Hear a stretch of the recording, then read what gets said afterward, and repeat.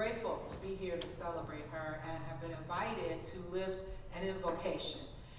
In my faith tradition, an invocation was the African Methodist Episcopal Church. An invocation is inviting of the Spirit of God. And in this context where we all have different spiritualities, I want to just broaden that notion to an invitation to the presence of Spirit in this place, which is really stirring up the presence of God, of love, of hope, of joy within us all. So I'm going to offer this in a rather inclusive language, even though I'm from a Christian tradition. I want to offer it in a more inclusive way as we go forth in celebrating the life of Brenda that has made such a difference, Sister Brenda that has made such a difference in the lives of our community, New Revelation Community Church, and beyond. So let us, in whatever is appropriate for you, let us pray. Creator, whom we know by so many names, we are grateful to press our way into this place right now. We come with hearts and minds open to receive the life, the witness, the joy, the celebration, the words of thanksgiving extended to one who has extended herself to so many. We acknowledge the presence of love in this place. We acknowledge the presence of your Spirit in this place. We acknowledge the presence of love and hope that not only abides within us but moves through us. So let the words of our mouth stir up our gratitude. Let the joy in our heart extend beyond us to touch one another, and we rejoice together. Let the thoughts of our mind conceive the goodness we have witnessed, that we are inspired to be agents of good. Let your presence revive us, renew us, and strengthen us as we are reminded through the life of one of your goodness to so many. We are grateful. And in that place of gratitude, we say, welcome, Ashe, Amen. Thank you, Reverend Allen. I am just so grateful to everyone that is here. Everybody, it is just an honor, and okay, there we go, and just so much enthusiasm and love for Brenda Crawford, and I want to thank Councilmember Ladiju and Supervisor James for being here. City Council Member Cookie Gordon was not able to be here today, but she has given Izzy Drangule a statement to read, which we are grateful for. She wasn't feeling well, so Izzy is another dear friend of Brenda and someone, like so many people here, that is just remarkable and does a lot for the community. So, Izzy? All right, thank you so much. And I can't see Brenda, but I do just want to tell you, Brenda, that I love you and I appreciate you and I appreciate everything that you've done in the community. And I'm honored to read a statement from Councilmember Gordon. So it says, "Good morning. I had planned to come in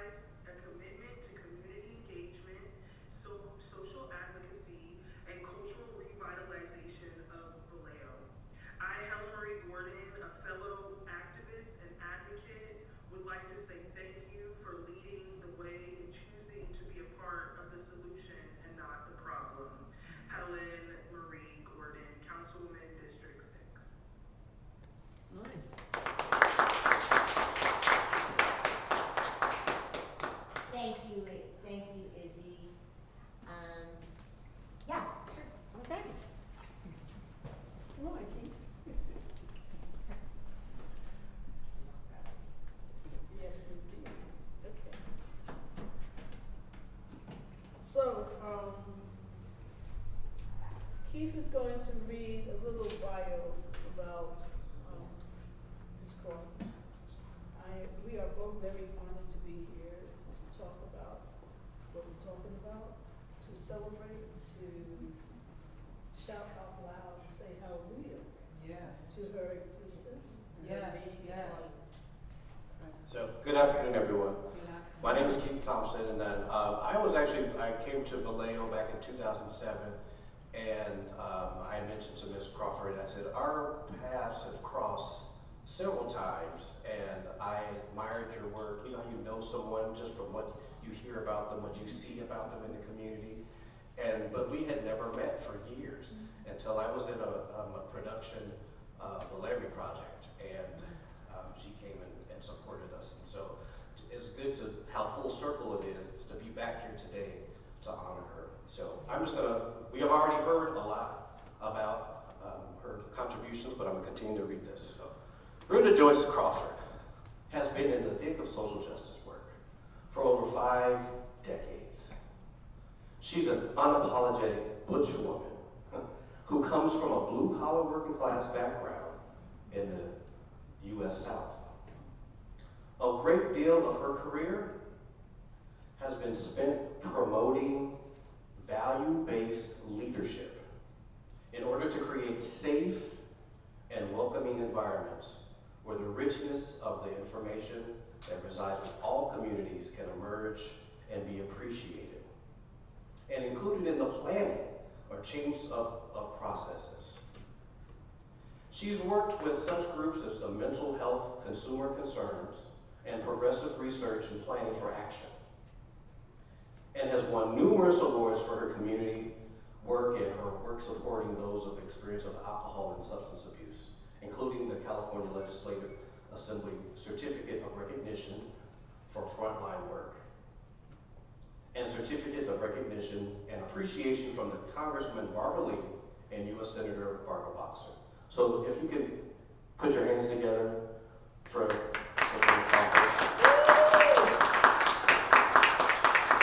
and that's not it. So I also have the opportunity to host the Poetry by the Bay. We've been doing that for about more than 15 years here in Vallejo. And so what better way to honor someone with a poem? And Misha and I thought about it. Yeah, so the poem, can you hear me? Yes. Okay, I'm a theater person, so I could project. So the poem was written originally by Sonia Sanchez, who I happen to love as a writer and as one of her students. So she wrote this piece called 9 Haikus. And so we're going to read what her 9 haikus are. And then the 10th one is going to be the one that I wrote.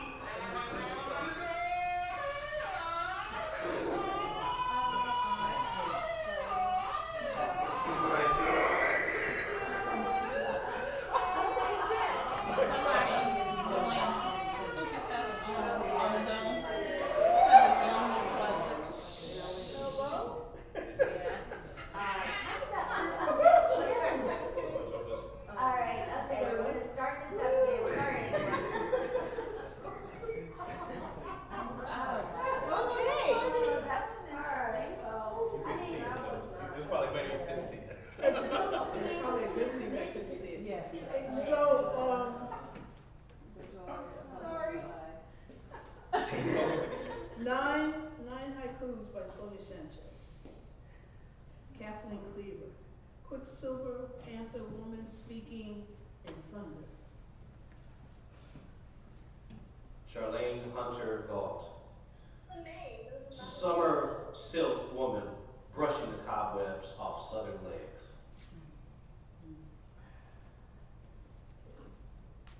Shirley Chisholm, we saw your woman sound footprinting congressional highways. Betty Shabazz, your quiet face arrived at a road unafraid of ashes. Fannie Lou Hamer, feet deep in cotton, you shifted the country's eyes. Barbara Jordan, Texas star, carrying delicate words around your waist.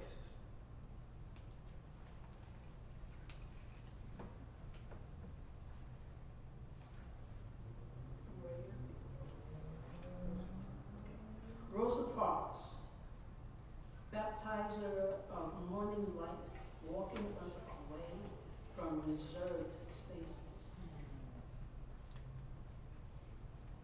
Marlee Evers Williams, you rescued women and men from southern subscriptions of death.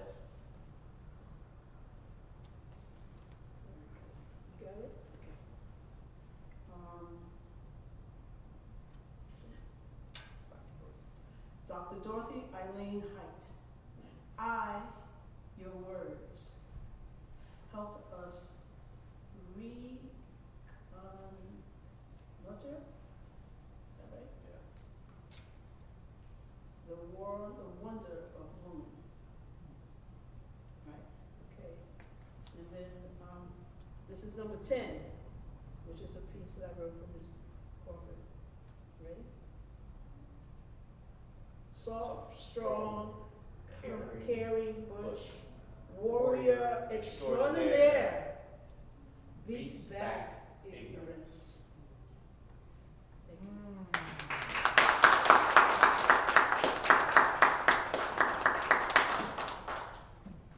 Okay, so.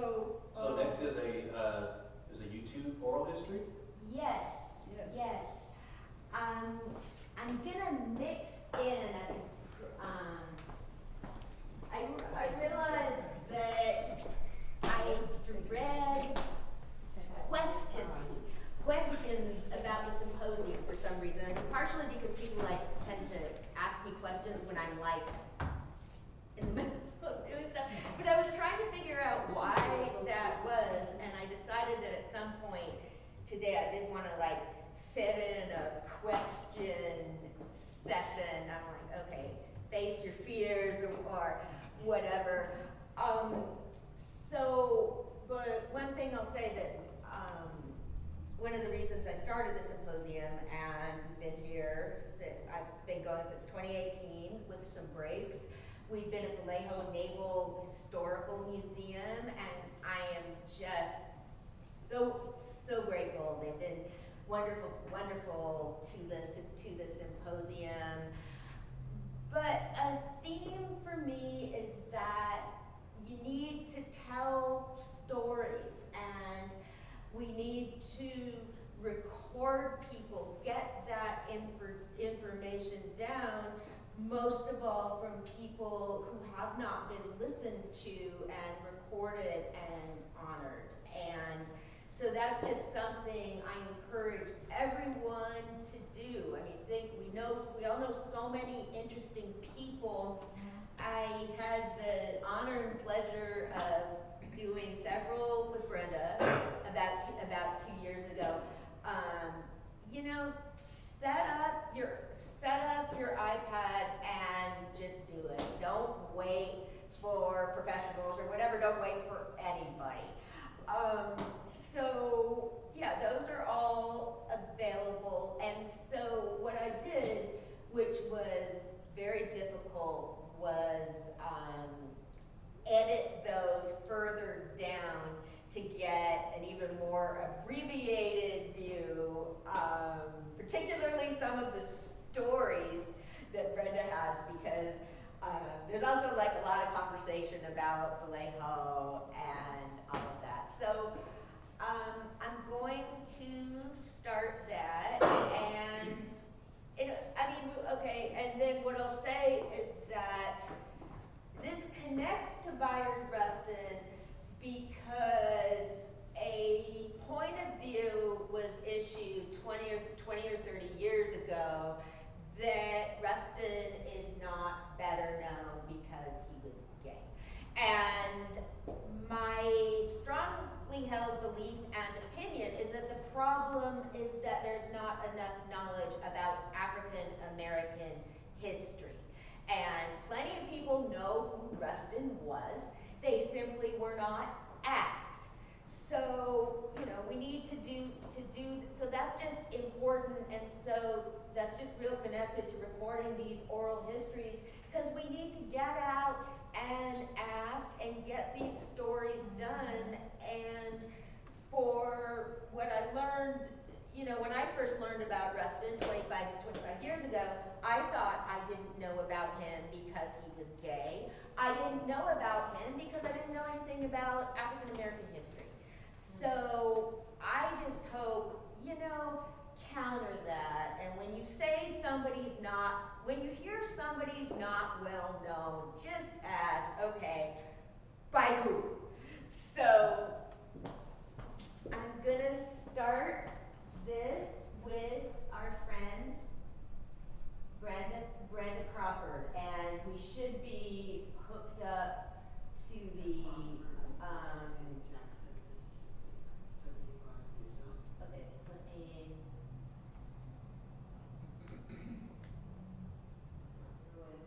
I know we didn't get to hang out too much, but wherever we went, you were there, and I'm really happy to have met you, and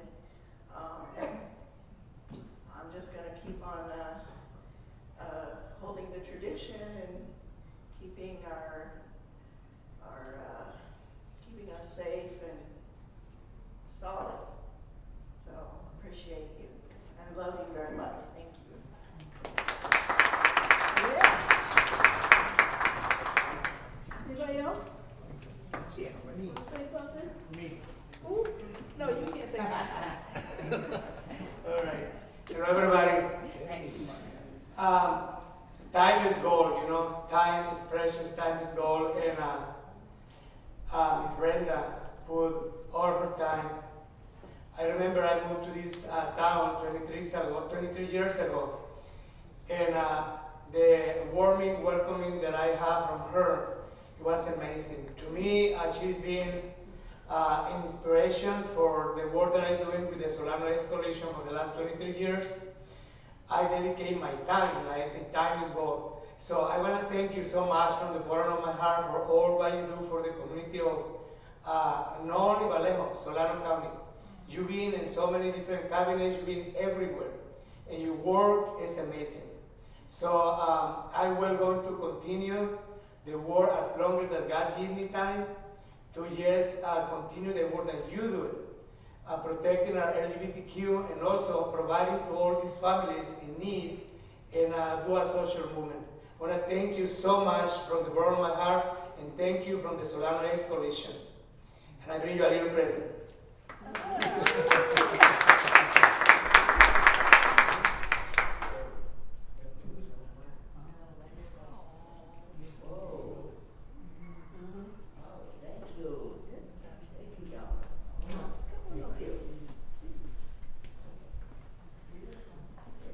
Mario, thank you so much. Yes. Anybody else? No? Okay. Well, before you do that, first, just thank you for sharing your story, that oral history, and I know I heard there's hours more. It was just so touching, and being a student of African American Studies, learning at school and reading books is one thing, but to be able to hear from someone's mouth what they went through, what they experienced, it's a whole nother level. And then I remembered, I kept saying that we had met before. I lived in Oakland, and when you mentioned the Black Men's Exchange, I went to some of those meetings. So I was like, I knew there were times when we had crossed lives, and so it was great to hear that and see. I said, that's what it was. And Joe Hawkins, and he was a great mover and shaker in Oakland right before I came to Vallejo. So I just wanted to say that and how important it is to say thank to Anna again. I don't know where you are, but just the concept of capturing stories and sharing, it really is powerful. So thank you for all your work for doing that.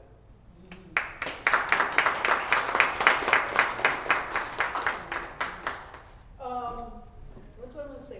As I was watching the video, and you just kept bringing up places I've been in, and it just really took me back, like being in New York in the community and being at Stonewall and going to my first gay parade in New York, you know, so it just brought back so many fond memories that I have.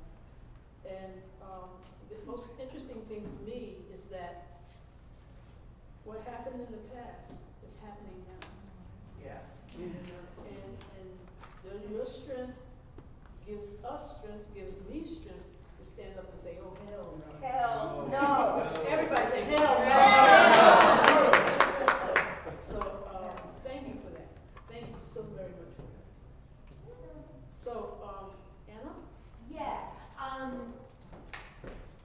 we are about to take a break, but I want to again express my thanks to everyone being here and say there's just so much richness here. We have Ms. Bob Davis from the Louise Lawrence Transgender Archive right here in Vallejo. So that again is just documenting important history. So I mean, particularly, you know, we still need, again, more Black and people of color records, which Ms. Bob is working on. So we definitely all need to connect, and thanks to Janet and everybody. And I want to extend a special welcome to there's 4 generations here. We had Tina and Dwight Monroe with their daughter Dina, who I'm very excited. She's walking. Oh, hey, Dawn. So, you know, that's what it's about. Hey, Dina. We're gonna take a break and what? Sorry. Oh my God, yes. Can we bring preferences? Good Lord, does this mic, I forgot. Does this mic move? Not really. Oh, but the cord, how long will it? It's not really that long.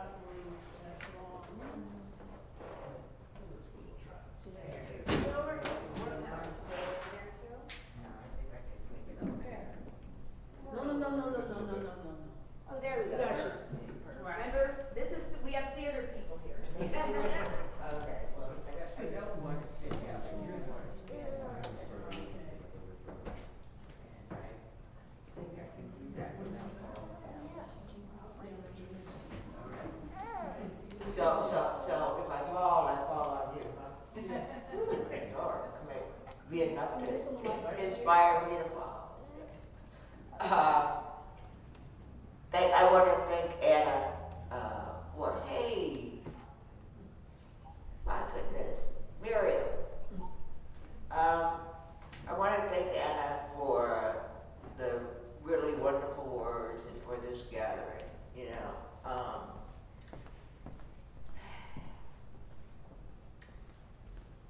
Excuse me. I'm at an age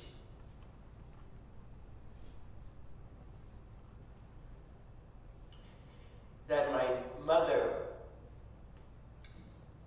says is the loneliest time of a senior's life. And that is when you start to outlive your friends.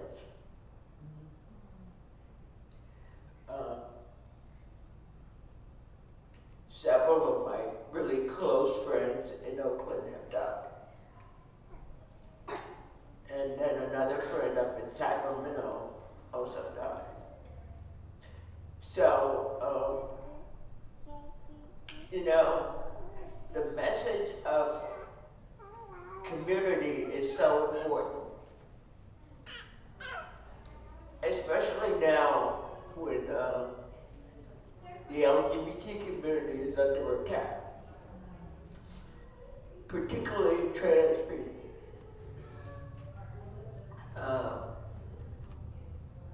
I have resigned from an organization that I have been in for years. I won't tell you the name of it, but I've been in this organization for years, and I resigned because they have a no trans policy. Only women-born women are allowed to be in that organization. And And I can no longer hold those values, you know? I can't hold those values. Trans people are some of the most victimized people in our community. And how do you desert people in your community that make you this vibrant and live community? The first person who told me that I was a lesbian was a trans guy named Billy.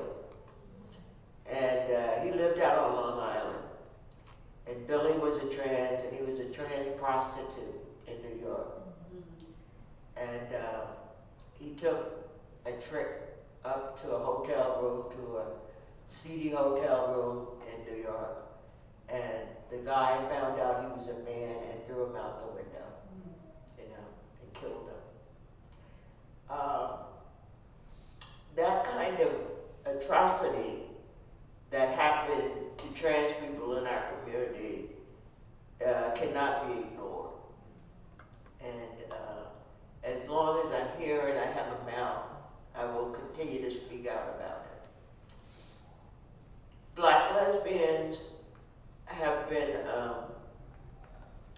victimized, and some of you white lesbians, if you're honest, you will admit this, think that we're exotic, you know, that there is something exotic or special about us. And so you take a great deal of pleasure in having black lesbian lovers. But there are some white lesbians and black lesbians who are partnered who have legitimate love stories. I know a lot of those women.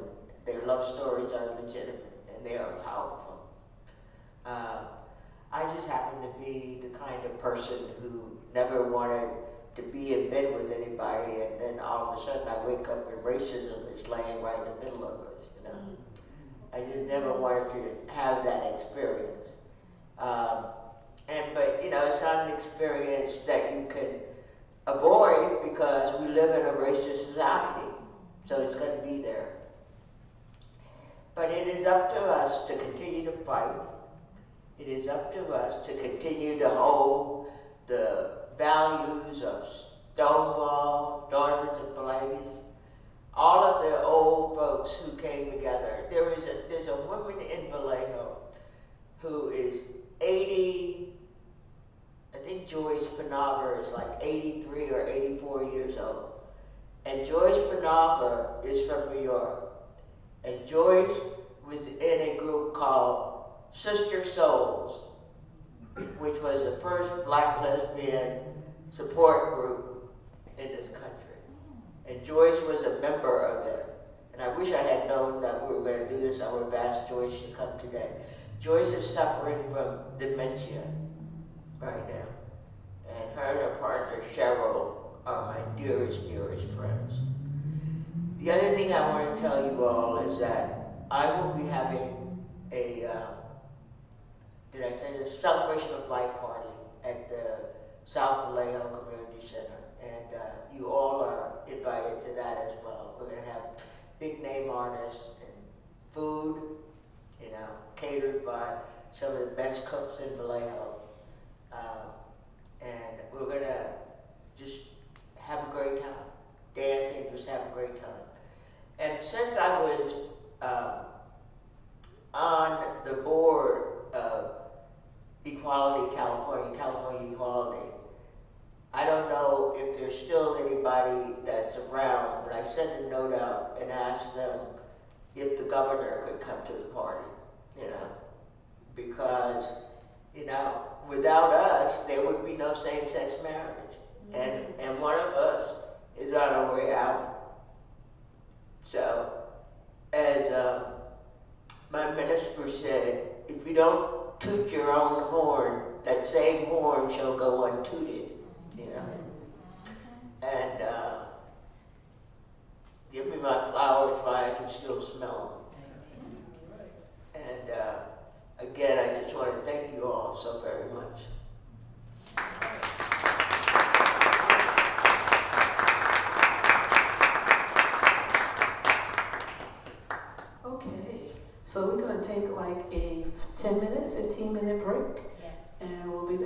All right, thank you so much.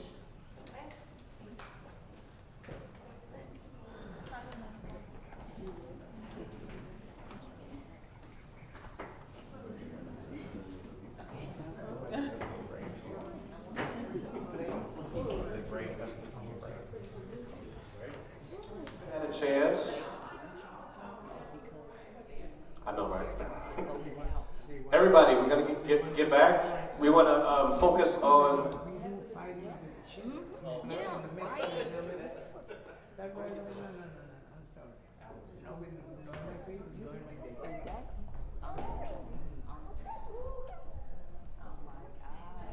More of us come and we come together and we know, Lord, ain't nobody And we need it right now. We need it right now. Trevor, could you do the lights again? Okay. We're going to get started in a little bit, and if you haven't had an opportunity to pick up for Anna's book and Alan St. Clark, the artist for this graphic novel, for the world of Bayard, Rustin, Civil, he's going to give us a little background, I guess. So just a couple minutes, we'll get started again. Alan, are you ready? We can see you here on the screen. Can you hear us? Okay, you can. And I have a copy of the book here. And Anna, as soon as you can go ahead and. More lights off? Yeah. All right, the floor is yours.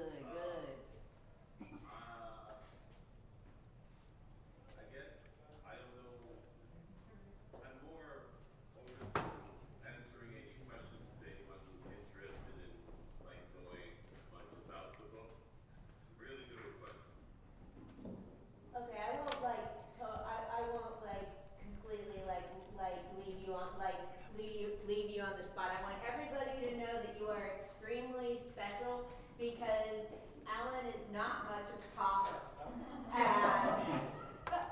I worked with this okay, so Alan is the illustrator of our graphic novel, Civil, the world of Bayard Rustin. And so it is partially based on Rustin's own writing. That's kind of where I started it off. But the main idea, or the real inspiration, came from the late great Congressman John Lewis, whose trilogy, the March trilogy, was just so successful and got so many people interested. Is it not?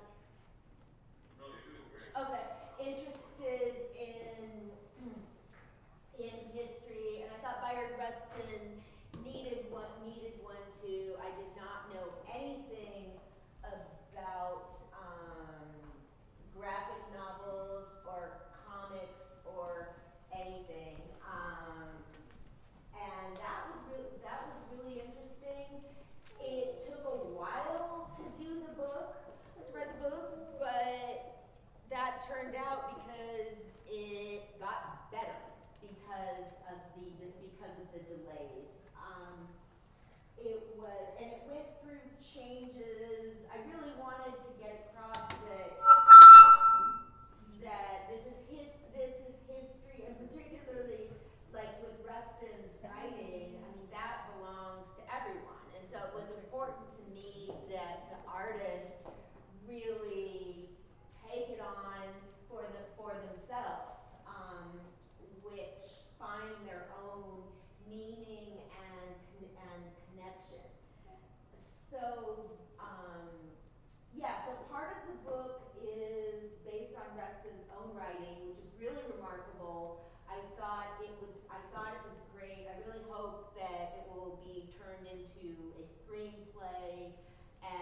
some point, the Rustin biopic on Netflix is really good. And then, okay, so that's the Rustin writing part. And what was most fun for me was, I guess it was like a screenplay myself too. I really wanted to include Rustin's colleagues, because going back to my point about the inaccuracy of Rustin not being well known because he was gay, you find out for each like African American person you find out about historically, there's 10 more people that are just as interesting.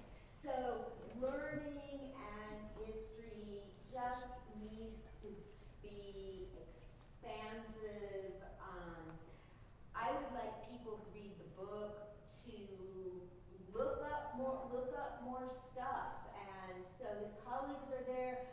I want to show that nobody does it on their own. May I add something? Oh, please. To that? Yeah. Also, it's probably best to articulate that currently we're kind of in fascism 2.0 right now. Yeah. And it's going to be important for us to have history available to us in a myriad of forms. One of those easy to digest forms is a graphic novel. Doesn't require too much access to information, overuse of like misunderstandings or a particular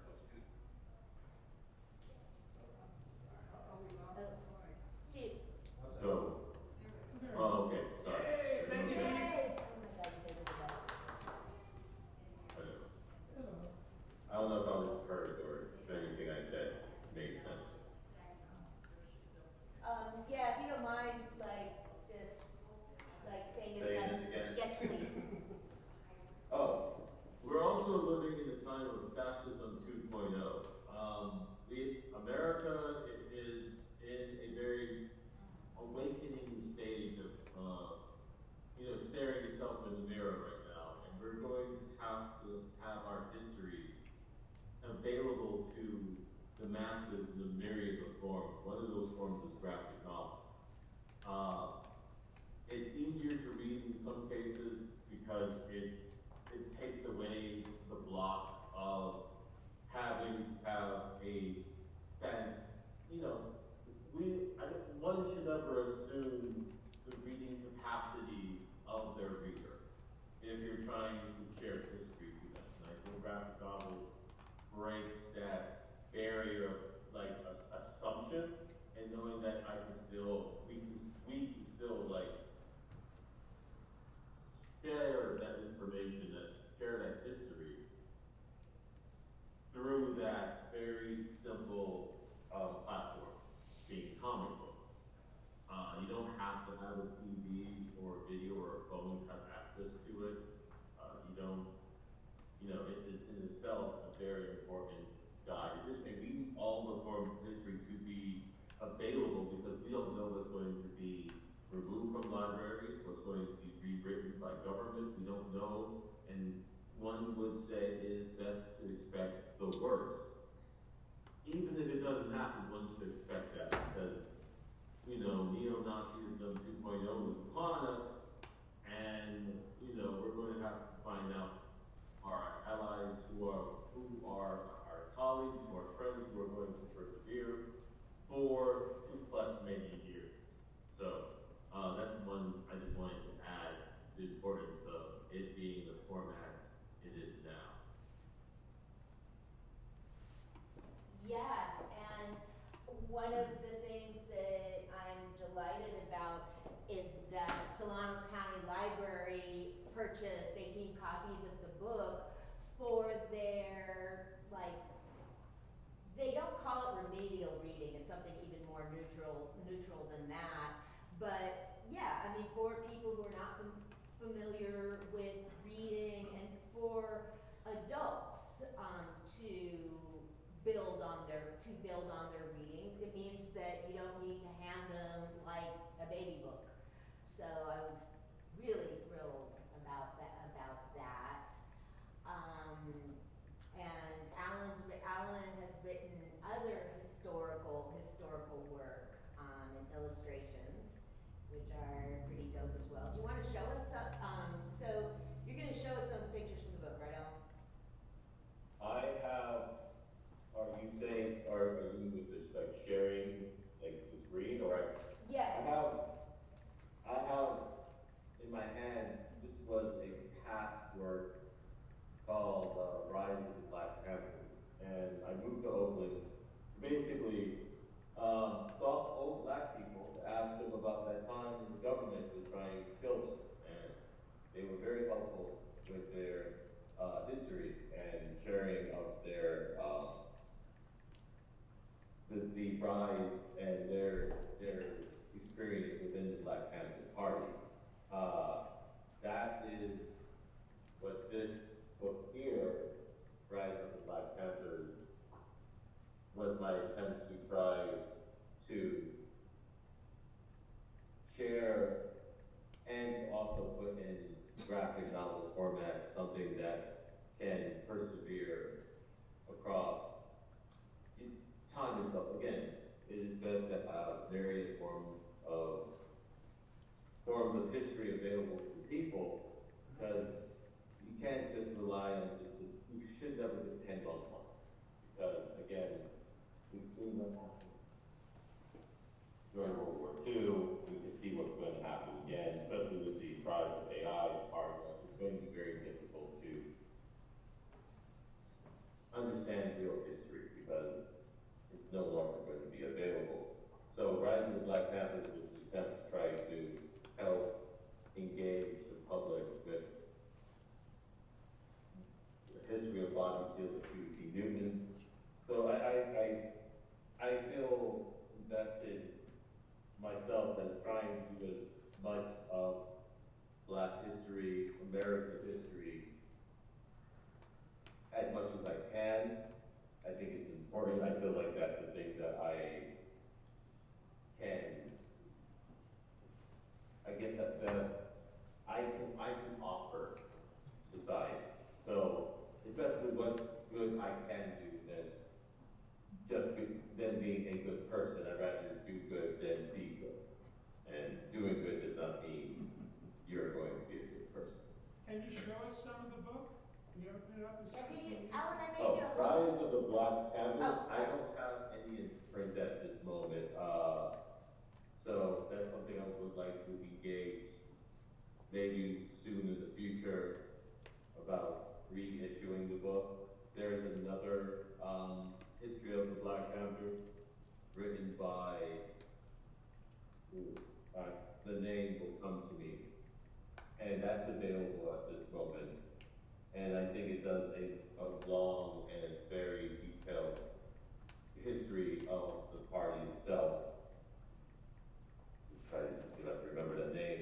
Another comic book I've done is, I'll be very quick, is Death by Rainbow, which is done you can be found at phantomelectric.com. And that comic book, Death by Rainbow, is a science fiction soap opera of madness it's a soap opera. It's a science fiction soap opera. If you like any of those things I just said, it's a good book for you. Hey Alan, can you hold up some of the Black Panthers so people can see the illustrations? So, let's see. The book starts off. Why is it? So, in the first book, I start off in the middle passage. And so it's the cover, page 1, and I went with the kind of theme that I anamorphosized all the characters, so all Black people were panthers, all white people were dogs, and so on. So kind of to play on that theme, similar to Art Spiegelman, because that theme was not inspired by Art Spiegelman, but Art Spiegelman was very well known for doing that with Mouse. And so it starts off with the middle passage showing the atrocities of the Middle Passage and the slave trade. And authoritarians were pigs, like police officers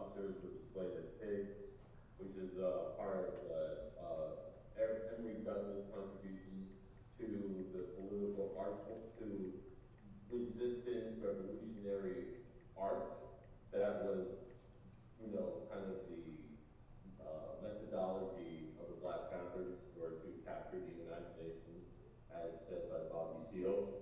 The need was to capture the imagination. I'm going to also accomplish that with this. And it goes to the first middle passage, and let's see if I can do it good. The middle passage. And then it goes to other heroes of history, Frederick Douglass, Nat Turner,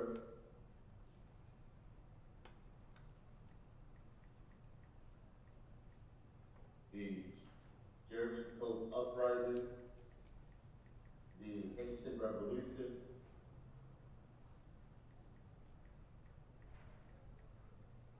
the Stono Rebellion in South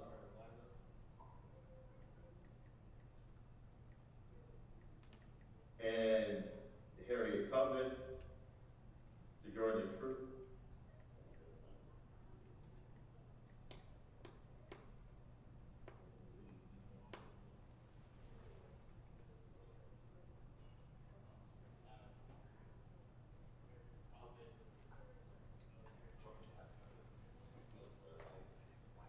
Tubman as a Panther. This is, and it goes into part of the actual, like, and how institutions, secret institutions like the Quakers, how they helped slaves navigate north, and the Society of Friends, which is another like underground free slave, you know, part of the railroad network responsible for allowing free slaves find freedom up north. And this shows some of that. And then Abraham Lincoln. There's Abraham Lincoln as a dog. Or if they have a kid see that, but there's Abraham Lincoln as a dog. I figured that was an adequate and accurate dog for Abraham Lincoln. The American Civil War. There's the rise of the Klan, dark history of America, that continues to this day, lynchings. And I tried to explore, and then this is Malcolm X, and the matter of the assassination, unfortunately, of Malcolm X, and how that assassination led to the inspiration that led to Bobby Seale and Huey P. Newman to form the Black Panther movement, the Black Panther Party for Self-Defense, and inspiration, and about, you know, here's Huey and Bobby as Panthers. So, yeah, it's a long book, and this was the book that I moved to Oakland for. This is some of the actions of the Panthers and other members of the Panthers, earlier members of the Panthers, kind of like the Fab Five of the Panthers. So you can see all that. So that was one book I've done, and that's what I moved to Oakland for. And I feel it's kind of goes along with the current Civil War, which is as you can see, it's the book in front of you, which is I think I learned a lot from the Panther book that I was able to transfer to working on civil. And things I learned from one book, I learned and I got to polish hopefully to the best of my ability into this book. And I enjoyed the educational, like, this whole experience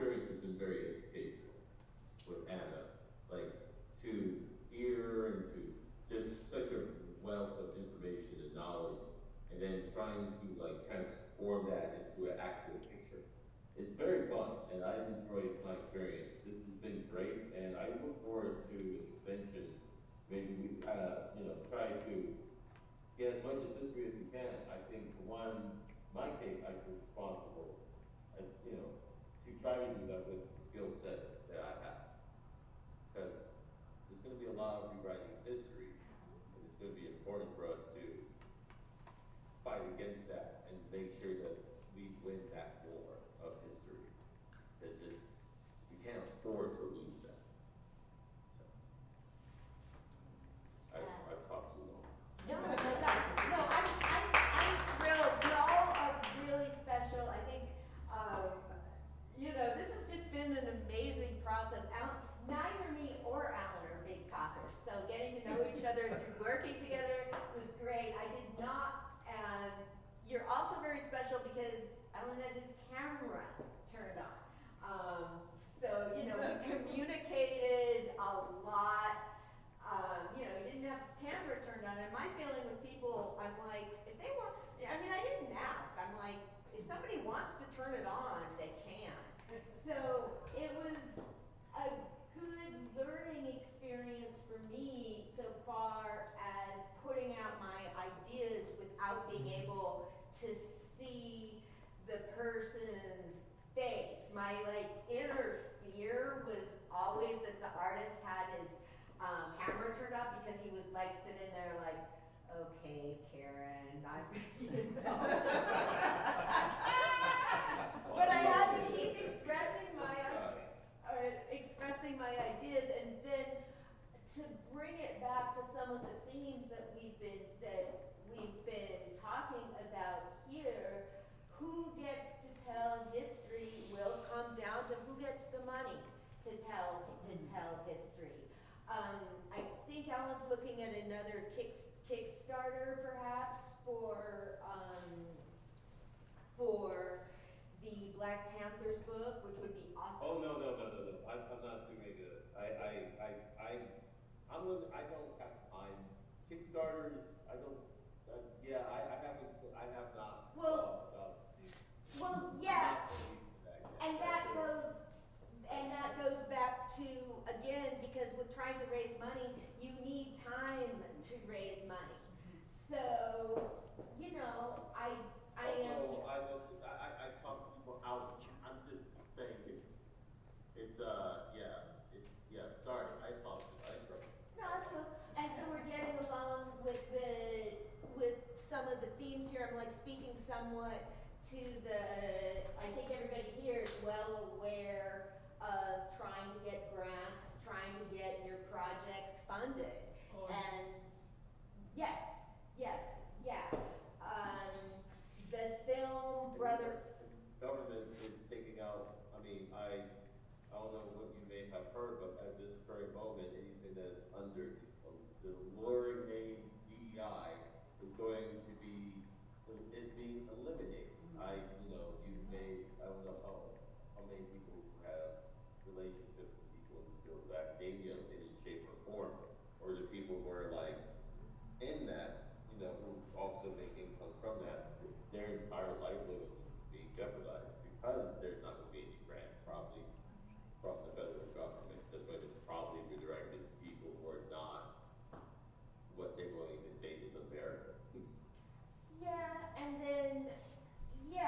And also, now how do you make the decision, when you get the script, how do you make the decisions on how much space? I think, how do you tell the story? Yeah. Drafts, lots of drafts. It doesn't come up the first time. You gotta find, every story breathes a certain way. And you gotta find the breadth of your story. Sometimes, plus life has different steps, different rhythms to everything. Every story that has a rhythm and a breath. And if you can find that rhythm and breath, and you find how it works in the way that you, not only you, but others understand what you're writing from. That's the other thing. You're trying to translate something to people. And unless it's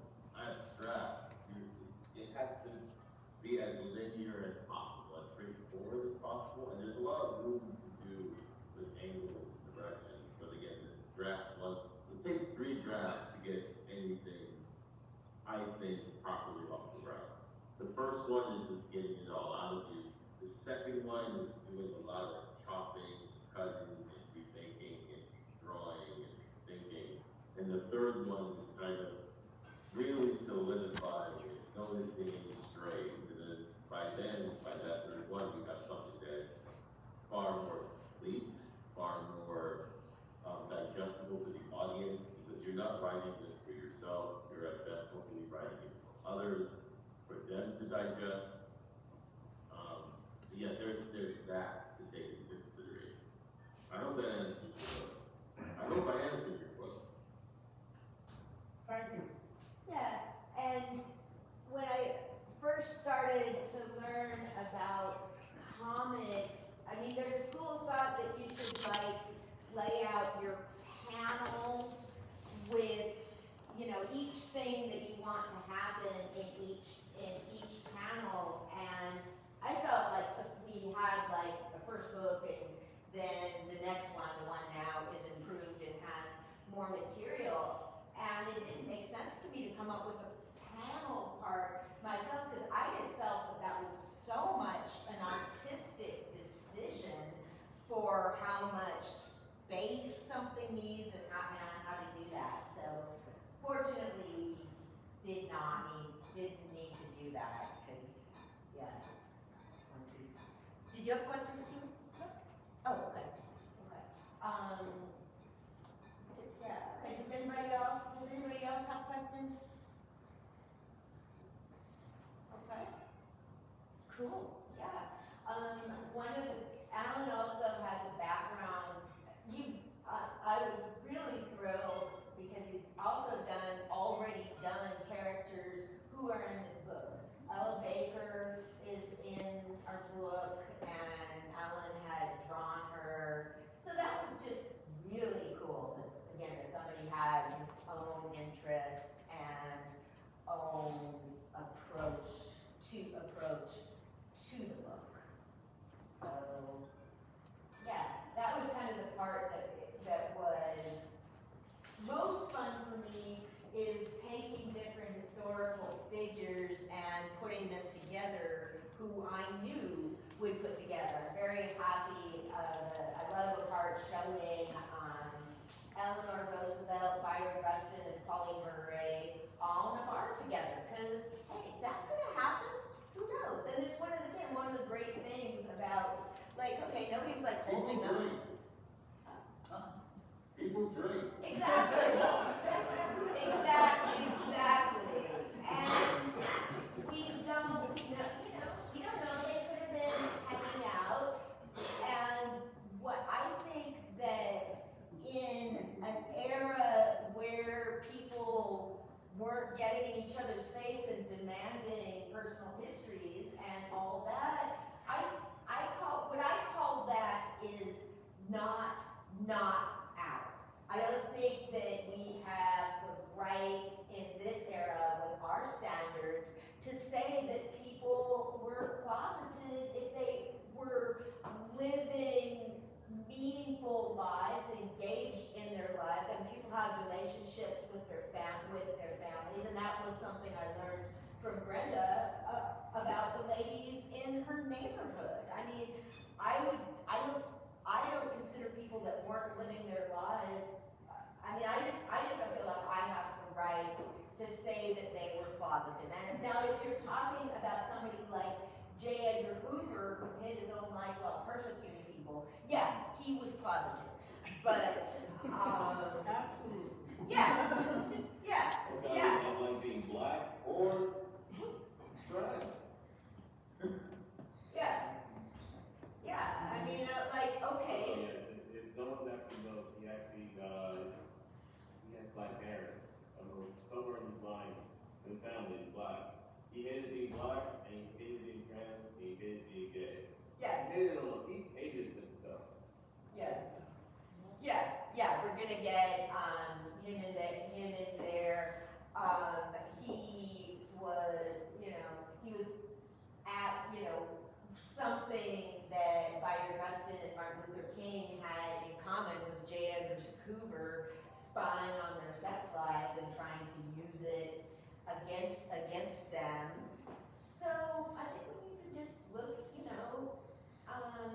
but back to the part about putting people together, hanging out. I mean, I was the kind of kid that had imaginary friends, and I would just, they were figures I read about in books. So yeah, I have this, and I have a scene from the book is based on an interview that Bayard Rustin gave later in his life about some of the social events. So I was able to use that, just putting different things together, which was a lot of fun. I mean, that's the part where Rustin's writing was like a jumping off point for me, but now I'm having more fun with my own thing. The next book is going to show Bayard Rustin in Africa. He was a major figure in decolonization in South Africa, in Ghana, in Nigeria, and I think that he would have. That goes to Africa. Rustin goes to Africa. Yeah. Pardon me? Like Shaft goes to Africa. Oh, yeah. We can do that. We can do that. One of the things, when Alan comes out with Death by Rape, I'm like, man, our book just seemed like really boring. You guys check out Death by Wine. I'll make sure that everybody has his website or whatever, and it's also on the Civil website. But yeah, I have scenes from the next book that will be him in Africa, and then we'll get to more stuff. I didn't really want to. He gets most spoken about with March on Washington, so I actually wasn't that interested in getting there, but Alan feels that we need to do it, and that's going to include more about the arguments that happen there about women being included. Women wanted to speak, and were not allowed to by our friend Bayard. It's not useful to me to deify anyone. I think that I'm inspired by faults of people. I think it's most useful to see that they were human, and when I learned about Rustin, one of the things that has always inspired me is learning that there was drama in the civil rights movement, and people had pettiness and issues. So these people I admired so much. So what he says to me, what I learned from him, is that the cause is bigger than me, the cause is bigger than us, and that you need to try and get that guy. You need to try and work it out with people. And hey, if the heroes had trauma that they dealt with, we can.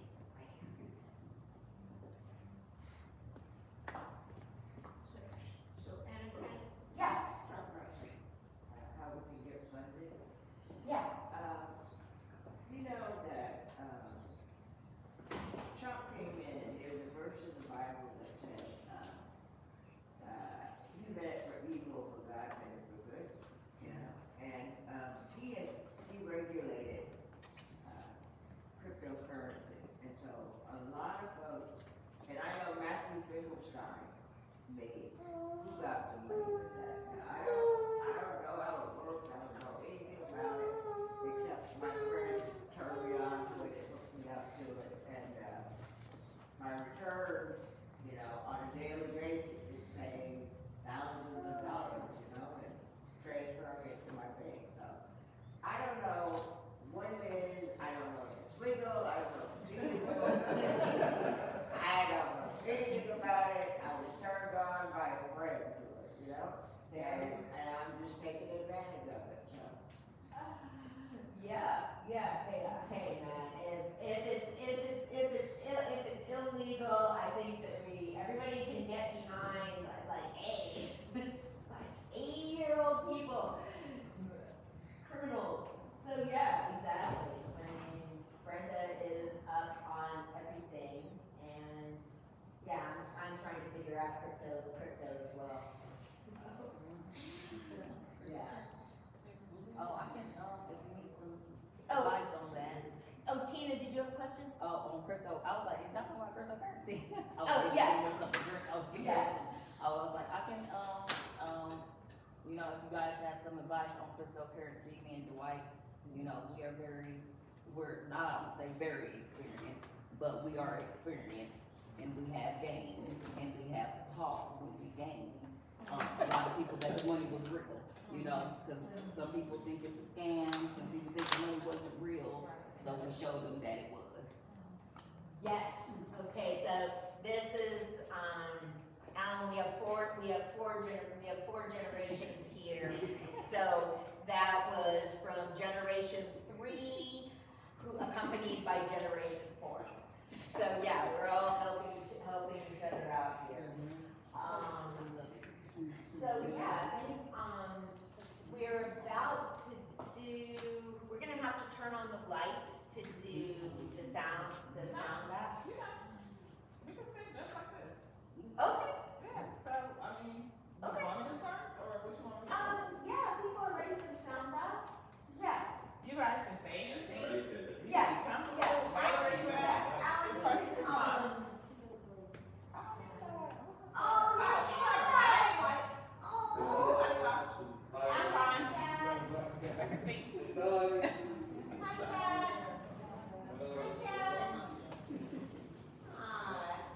So, you guys can sit comfortably in your seat. What I do encourage is, it's just find your place of stillness. I want you to invite your body to get calm and relaxed. If you've never tried breath work before, we're gonna do some breath work. Breath work is definitely a great tool to have, especially with all these growing things that we have occurring that's never gonna end. So I invite your body to simply relax. I want you to take a deep breath in through your nose, filling up your belly, holding it for a 1, 2, 3 count, and then slowly releasing from your mouth.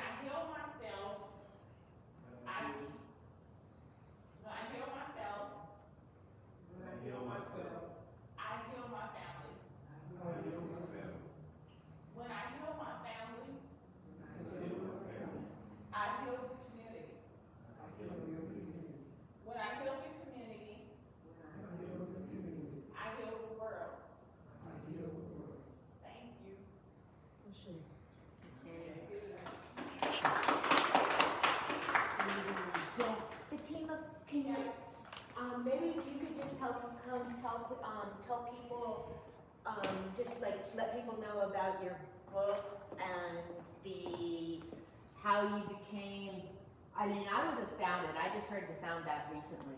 Yeah, she's gonna do that one. Keith, you wanna get the lights? Yeah. You got the lights, Keith? Thank you. Yeah, okay, so that was, we just swung right into it. Fatima has a book called I'm Tired of Being Toxic, which is here. Can you just tell people a little bit about your book? Yes. So my name is Fatima. I am a vibrational wellness specialist. I am based here in Vallejo. I help people raise their vibrational state, energetic state, in the midst of all the low vibrational things that we have to deal with here in life. I have a book that I wrote called I'm Tired of Being Toxic.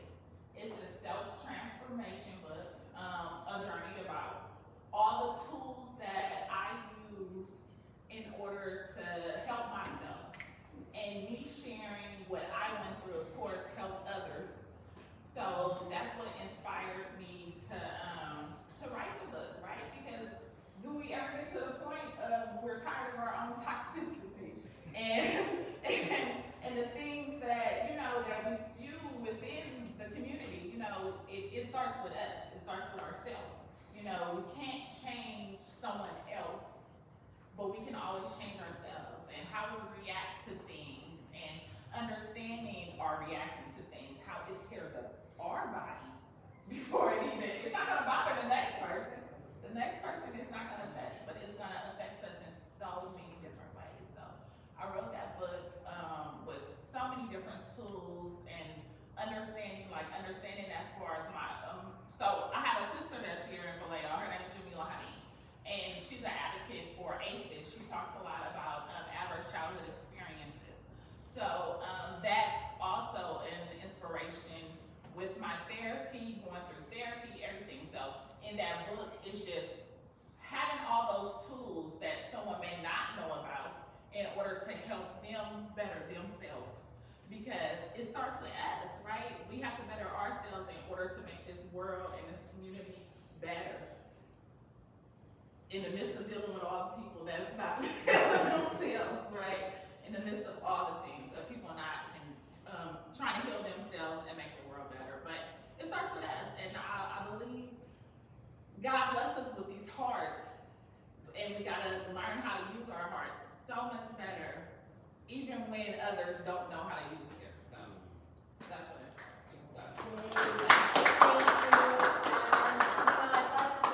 This is about carrying on the legacy of Bayard, Rustin. The Symposium community has a lot of hard-working, hard-driving person. So this is about healing.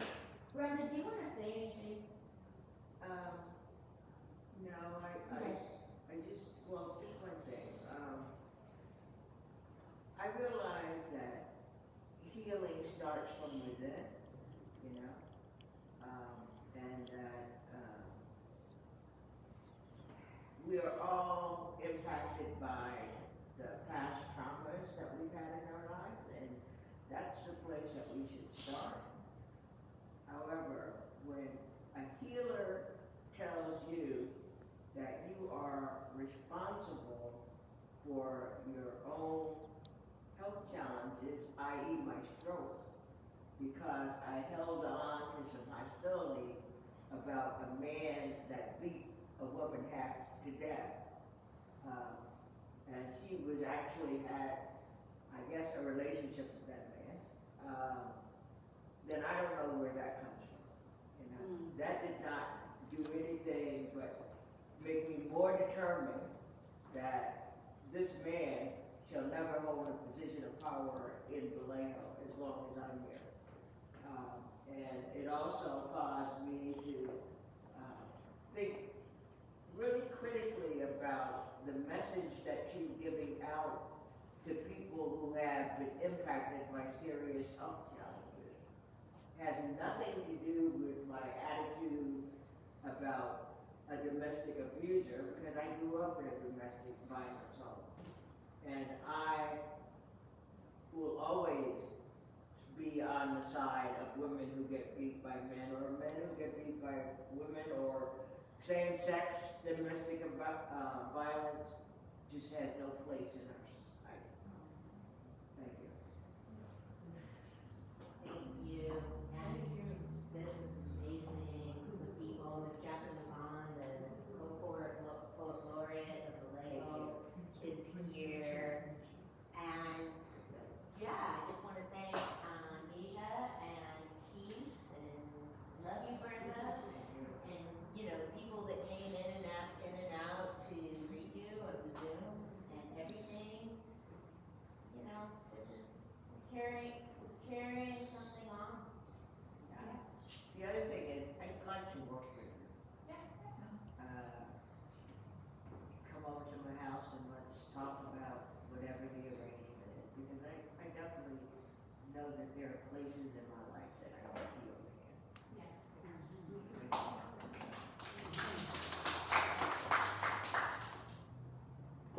The socialize. All right. Thank you.